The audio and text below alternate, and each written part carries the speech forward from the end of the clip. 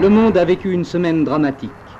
En mission de surveillance au-dessus de Cuba, les avions U-2 américains photographiaient la construction et l'établissement de rampes de lancement de fusées dont l'existence ne pouvait plus passer pour une mesure défensive. Or, Cuba n'étant qu'à 200 km, les côtes américaines jusqu'à New York étaient tenues sous le feu des fusées à courte portée, tandis que les engins à moyenne portée menaçaient les 2/3 des territoires des États-Unis. Ces photographies allaient déclencher l'alerte. Dans un discours imprévu, le président Kennedy dénonçait le péril. Ces bases, disait-il, ne peuvent avoir d'autre raison que de fournir une force de frappe nucléaire dirigée contre nous.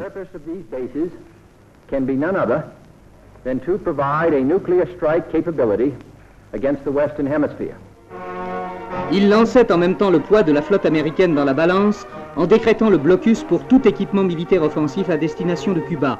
Or, à ce même moment, 25 cargos soviétiques étaient déjà en route. Qu'allait-il sortir de la rencontre? Les cargos accepteraient-ils le contrôle? Tenteraient-ils de forcer? Les heures commencèrent à se faire lourdes. Sur la côte américaine, les radars étaient déjà en état d'alerte. On suivait dans les caves des états-majors la marche des cargos dont certains, disait-on, étaient porteurs de fusées à charge nucléaire.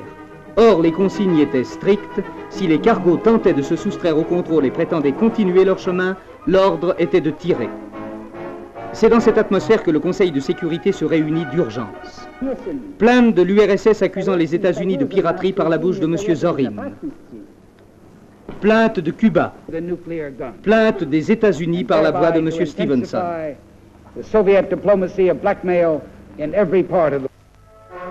Dans le même temps, à l'Organisation des États d'Amérique réunie en séance extraordinaire, la place de Cuba était demeurée vide, et celle des États-Unis était occupée par le ministre des Affaires étrangères, M. Dean Rusk. L'Assemblée approuvait les mesures décidées pour faire face aux dangers d'agression venant de Cuba. À La Havane, la fièvre était montée au paroxysme. Les manifestations de masse pour conspuer les États-Unis se succédaient. Fidel Castro, lui-même, vint haranguer une population fanatisée qui brandissait des pancartes au slogan définitif.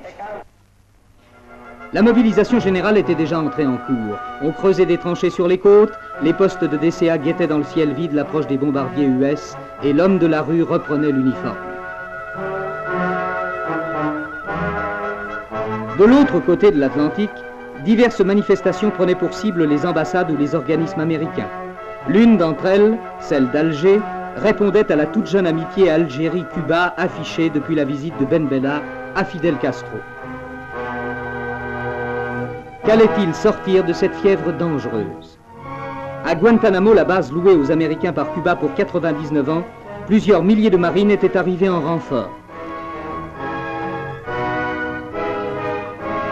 Par contre, femmes et enfants étaient évacués.